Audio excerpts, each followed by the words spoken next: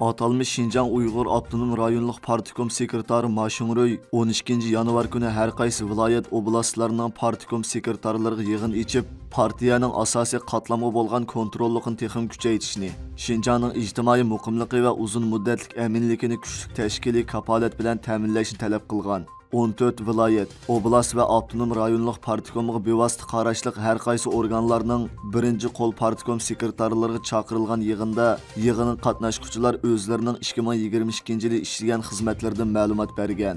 Mazkur yig'inda Ma Shungroy Shi Jinpingning o'tgan yili Sharq Turkistonni ko'zdan kechirganda bergan yo'l yo'riqi, partiyaning yangi davrdagi Şinjanni bostirish strategiyasini amaliylashtirish talab qilib, asosiy qatlamni chang tutish va asos silishni Şinjanni muqimlashtirish va aminlikka erishtirishning mustahkam uli qilib, asosiy qatlam partiya tashkilotlarining umumyuzlik olg'a besishi, umumyuzlik kuchli bo'lishi, ijtimoiy muqimlik, uzun muddatlik aminlik va go'zal Şinjan barpo qilish uchun tashkiliy kapolat bilan ta'minlashni ta'kidlagan. Ma Shungroyning asosiy qatlamda partiya qurilishini kuchaytirib, ijtimoiy muqimlikni tashkiliy kapolat bilan ta'minlashni talab qilishi doiralarning o'tgan yildagi 24 noyabr Urumchi o't ofati keltirib chiqargan keng ko'lamlik norozilik harakatiga qaytirgan inkosi deb qaralmoqda.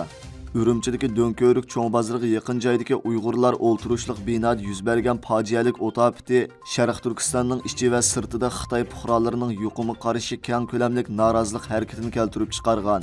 Uyg'urlarning 2017-yildan beri keng ko'lamlik tutqun qilinishiga sukut qilib kelgan Xitoy jamiyatidagi bu norozilik Xitoy hukumatini cho'chitgan edi.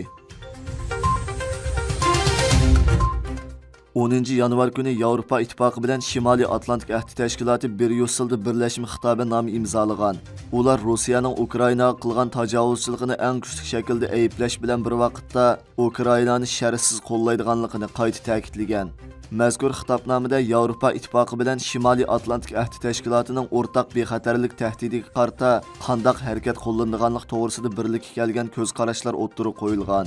Ular ko'nsir kuchayotgan geosiyosiy va strategiyalik raqobat, bardoshlik berish iqtidori va xalqiliq ul aslihalarni qo'g'dash, yangidan gullanayotgan texnikalar, klimat o'zgarishining ta'sir qatorliq sohalardagi hamkorlikni texnik kengaytirganligi va cho'nqurlashtirganligini bildirgan.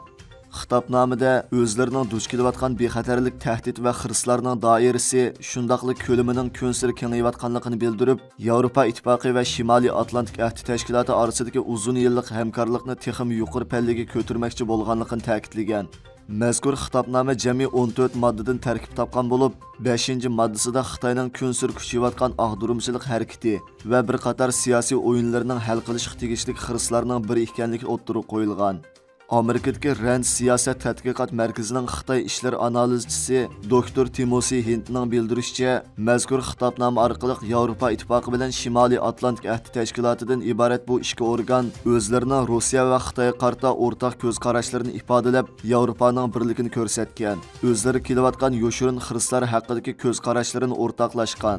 Rossiyaga qarta nihoyat qattiq so'zlar bilan aniq pozitsiyasini ifodalab, Yevropa Ittifoqi bilan Shimoliy Atlantik ahdi tashkiloti orasida imzolangan bu xitobnomadagi eng muhim nuqtaning ular orasidagi harbiy va iqtisodiy munosabatni kuchaytirish ekanligini ta'kidlagan.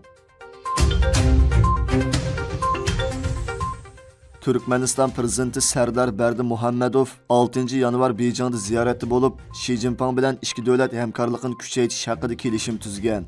Xitoyning Xinhua agentligining xabarida bildirilishicha, bu ikki davlat hamkorligidagi zo'r yangilik bo'lib, Turkmeniston-Xitoy munosabatlari strategiyalik sheriklik munosabatidan umumyuzlik strategiyalik sheriklik munosabat darajasiga ko'tarilgan ekan. İki davlat raislari birlashib matbuot bayonot e'lon qilib, bundan keyin ikki davlatning har qaysi sohalardagi har taraflama hamkorliklarining texnik kuchaytirilganligini, bo'libmi xalqaroliq va rayon xarakterlik masalalarda o'rtaq qarashda bo'lganligini, Tayvan mustaqilligiga o'rtaq qarash turish va uch xil kuchga birlikda qattiq zarba berish ta'kidlangan ekan. Xitoy 1991-yili Turkmanistonning mustaqilligini e'tirof qilgan bo'lib, 2013-yili strategiyalik sheriklik to'xtamnomasi tuzgan. Bu qitim Turkmenistonning yangi prezidenti taxtga chiqib Beyjingni ziyorat qilganda bu munosabatning darajasi ko'tarilgan hamda yana qaytadan atalmish uch xil kuchga birlikda qarash turish ta'kidlangan. Türkmen mutaxassislarining aytishicha, Turkmaniston Turkiy Cumhuriyetler ichida Uyg'ur masalasini eng az biladigan davlat ekanligini, Turkmenlarning Uyg'urlardan faqat xabari yo'qligini, Xitoyning Turkmaniston uchun zo'r xavf ekanligini, Sharq Turkistonning Turk dunyosining Falastin ekanligini, bu masalaga ko'ngil bo'lish kerakligini, O'rta Osiyo Turkiy Cumhuriyetlaridagi ziyolilar Xitoyning zo'r xavf ekanligini tonib yetayotganligini, Turkmenlarning asta-asta tonib yetadiganligini bildirgan. Misrning Luxor shahrida 3500 yillik tarixga ega bir fir'avnning qabri topilgan. Misr Sayohat va qadimiy yodgorliklar ministrligining yozma bayonotida qadimiy yodgorliklar Oliy kengashi va Cambridge universiteti zamonaviy davlat tadqiqot organi bilan hamkorlashib qurilgan Misr Angliya birlashma atritining Luxor shahridagi qizib tekshirish jarayonida ilgari hech bilinmagan bir fir'avnning qabrisini topganligi e'lon qilingan.